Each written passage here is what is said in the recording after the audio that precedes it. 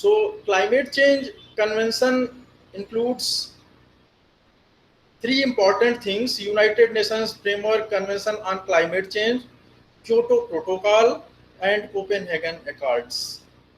So United Nations Framework is an international environmental treaty.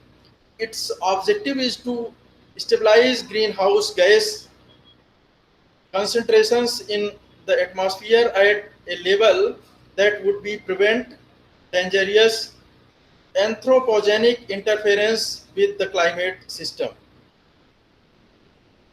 The term anthropogenic refers to human impact, means manogenic problems. So the nature of United Nations Framework Convention on Climate Change was non-binding, and because there was no enforcement mechanism. But this framework convention provides framework for negotiating specific international treaties, protocols that may set binding limits on greenhouse gas emission. Means the countries can make a framework for their own to reduce gaseous emission for the protection of ecosystem. In 1997, the Kyoto Protocol was concluded and established legally binding obligations for the developed countries to reduce their greenhouse gas emissions. And in 2010, Cancun Agreement stated that future global warming should be limited to 2.0 degrees Celsius relative to the pre-industrial level, which means increase of 2 degrees Celsius warming would be dangerous. Means if global warming increases more than 2 degrees Celsius, it would drastically affect the ecosystem.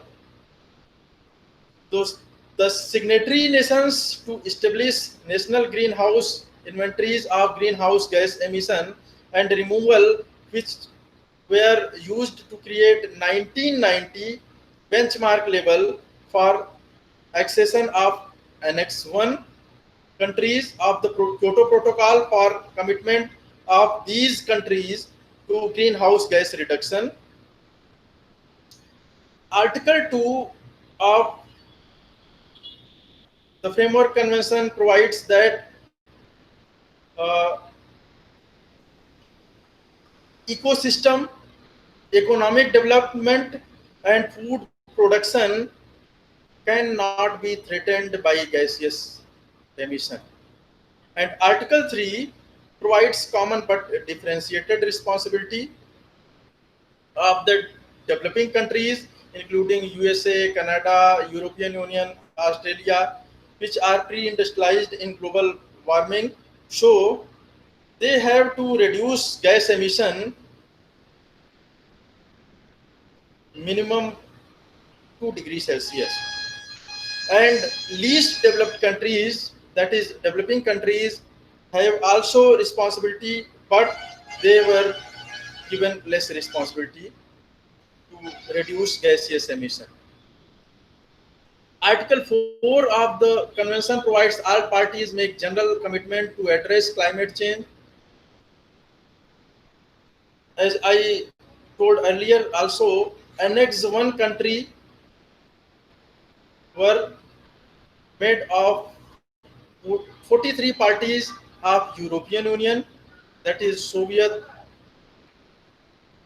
also Soviet Russia economies in transition, including 14 countries, and Annex 2 countries includes 24 parties of European Union, which are required to provide financial and technical assistance in reducing greenhouse gas emission.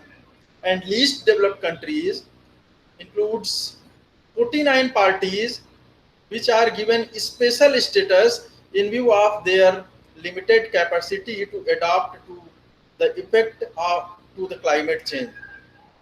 And there were also non-annexed countries which were parties to United Nations Framework Convention on Climate Change. They consist India, Brazil, and China, which they were given very less responsibilities regarding gaseous emission. So this was all about the climate change convention in today's lecture.